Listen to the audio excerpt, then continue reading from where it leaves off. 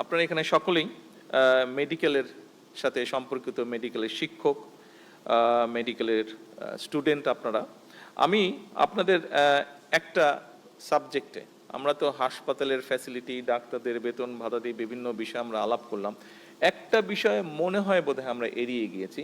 এই বিষয়টি একটু আমি আপনাদের সামনে তুলে ধরতে চাই। এই বিষয়টিতে আমি রীতিমতন আপনাদের হেল্প চাইছি, আপনাদের সহযোগিতা চাইছি আমি। সেটা কি?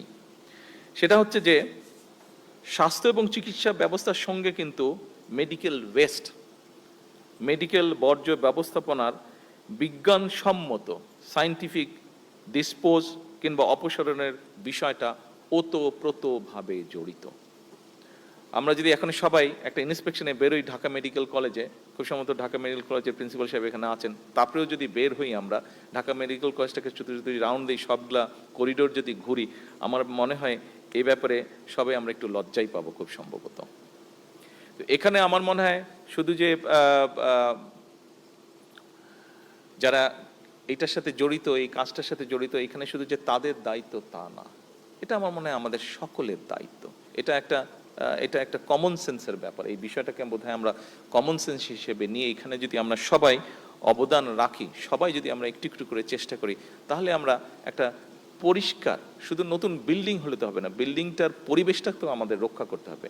এবং পরিবেশটা যদি আমরা মনে করি শুধু যাদের দায়িত্ব ক্লিনিংয়ের তারাই করবে এটা, তাহলে আপনি শুধু নিজের ঘরটা নিয়ে, বাসাটা নিয়ে, আপনি ঘরটা, বাড়িটা নিয়ে যদি চিন্তা করুন, ধরেন আপনার বাড়িতে আপনারা 5-6 জন মানুষ থাকেন, আপনার ফ্যামিলি মেম্বার সবাই 5-6 জন মানুষ থাকেন।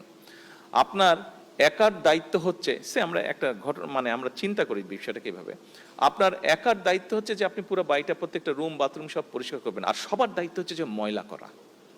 জাস্ট এইভাবে আপনি বিষয়টা চিন্তা করুন। সবার একমাত্র দায়িত্ব হচ্ছে প্রত্যেকটা ঘর বাথরুম তারা ময়লা করবে, অগুছালো করবে, আর আপনার দায়িত্ব হচ্ছে আপনি পরিষ্কার করবেন। বলেন তো আপনার কেমন লাগবে? আর ইজ ইট পসিবল হিউম্যানলি 5-7 জন মানুষ মিলে ময়লা করবে, একজন মানুষ মিলে সারাদিন শুধু পরিষ্কার করবে? এটা সম্ভব? তো ঠিক হসপিটালের বিষয়টা এরকম। এখানে ডাক্তার বলুন, নার্স বলুন, আপনারা যারা শিক্ষার্থী আছেন তারা বলুন, আমার মনে হয় এই বিষয়টা সবাই যদি আমরা সচেতন হই, এই বিষয়টা বোধহয় আমরা পরিবর্তন করতে সক্ষম হব। কিছুদিন আগে নিশ্চয়ই আপনাদের মনে আছে, এই যে ফুটবল কাপে, এই যে ওয়ার্ল্ড কাপে ফুটবলে জাপানের সাথে যাদের খেলা ছিল, খেলা শেষ হয়ে যাবে, জাপানের কারা জানি ছিল না, জাপানের কারা ছিল জানি, সরি ব্রাজিল, জাপান আর ব্রাজিল ছিল।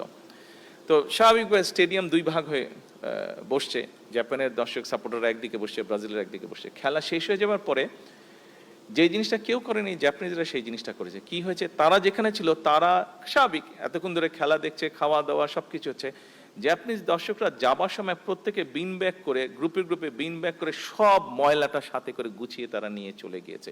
এই ঘটনাটি এইবার আপনারা হয়তো দেখেছেন, কিন্তু এই ঘটনা আমি আগেও দেখেছি, গতবারও আমি দেখেছি, বিভিন্ন জায়গায় দেখেছি, আমি নিজের চোখে দেখেছি একবার লন্ডনে, এটা নিজের চোখে দেখেছি। আমি একটা খেলা দেখতে গেছিলাম, সেখানে জাপানিজরা ছিল, আমেরিকান ফুটবল, জাপানিজ আর আমেরিকা খেলছিল ওখানে, সেখানে আমি দেখেছি ওটা খেলাটা জাপানিজরা সুন্দর পরিষ্কার। ওখানে তো জাপানিজ সরকার তো বলে দেয়নি তাদেরকে এই তোমাদেরকে এটা করতে হবে। ওখানে তো জাপানের পক্ষ থেকে কোনো সিটি কর্পোরেশনের কেউ ছিল না যে পরিষ্কার করতে হবে, তারা নিজেরাই করেছে। ওখানে তো কোনো তাদের মাথার উপর কোনো পুলিশ ছিল না, আইন ছিল না, কিছু ছিল না, নিজেদের সেন্স থেকে করেছে এটা। আমরা কেন পারবো না? আমাদের না পারার কি কারণ হতে পারে? 5টা কারণ কেউ বলতে পারবে না আমাদেরকে যে আমরা না পারার কি কারণ হতে পারে? ওদেরও 2টা হাত, আমাদেরও 2টা হাত, ওদেরও 2টা পা, আমাদেরও 2টা পা, ওরাও পচা গন্ধ পেলে নাক দিয়ে শুনে, আমরাও পচা গন্ধ পেলে নাক দিয়ে শুনে, ওরাও ময়লাটাকে ময়লা দেখছে, আমরাও ময়লাটাকে ময়লা দেখছে। একটা পার্থক্য আছে ওদের সাথে, ওদের ওই সেন্সটা আছে, আমাদের হয়তো বা ওই সেন্সটা নেই। এই সেন্সটা আমাদেরকে গ্রো করতে হবে। এই সহযোগিতাটা আমি আপনাদের সকলের কাছে চাই। এখানে যারা উপরে স্টুডেন্টরা বসে আছেন, ডাক্তাররা বসে আছেন, ঘরে যারা বসে আছেন, প্রত্যেকের কাছে, আপনাদের কাছে এই সহযোগিতা যে আসুন না আমাদের হাসপাতালগুলোকে আমরা একটু ক্লিন রাখার চেষ্টা করি, একটু ক্লিন করি আমরা।